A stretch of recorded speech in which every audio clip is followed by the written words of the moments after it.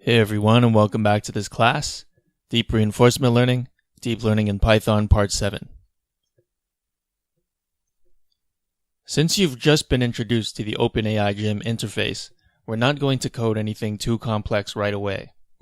In this lecture, we are going to add just a little bit of code to the code we just wrote to do a random search in the parameter space for a linear model.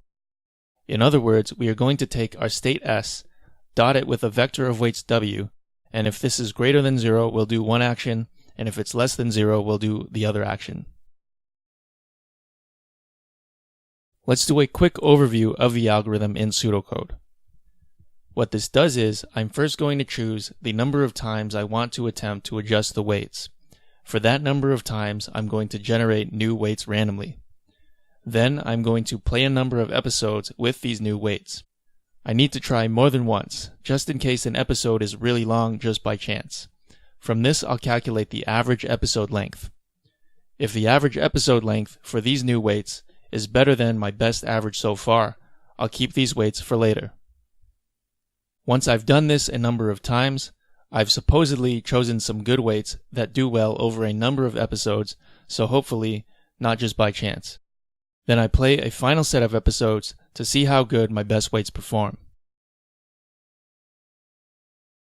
If you don't want to try this yourself first, although I highly recommend you do, the relevant file in the course repo is randomsearch.py in the subfolder cardpool.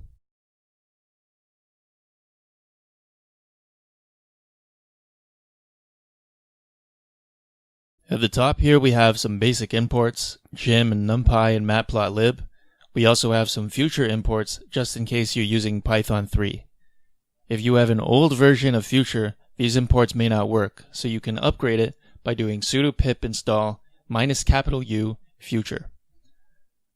The first function here takes in the state S, a vector of weights W, and calculates the dot product. If the dot product is greater than 0, we return 1, otherwise we return 0. Next, we have a function to play one episode. It takes in the environment and a set of params. First, we reset the environment to start a new episode and set an initial value for done and t, which will keep track of the length of the episode. Next, we enter a loop. This loop is capped at 10,000 iterations because the random search can actually do pretty well. If that ends up happening, the loop is going to take a very long time or possibly never finish.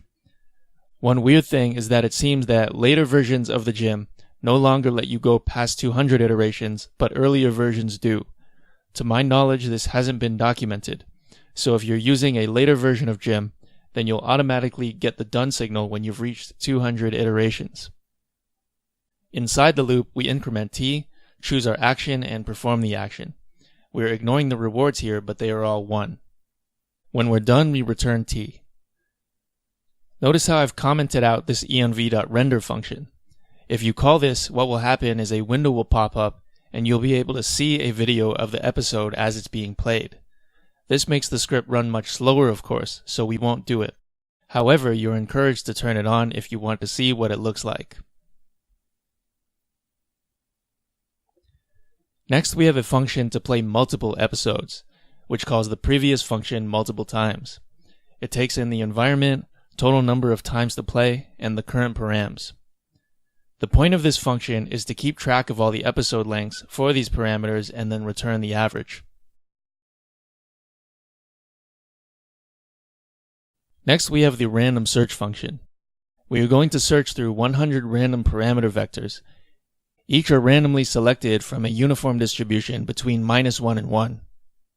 In the loop, we call the play multiple episodes function with t equals 100 so that we test each parameter vector 100 times. We get back the average episode length for the current set of parameters, and we append this to our list of episode lengths. If this average is better than our best so far, we keep these parameters and we update the best average length. At the end, we return all the average episode lengths and the final params.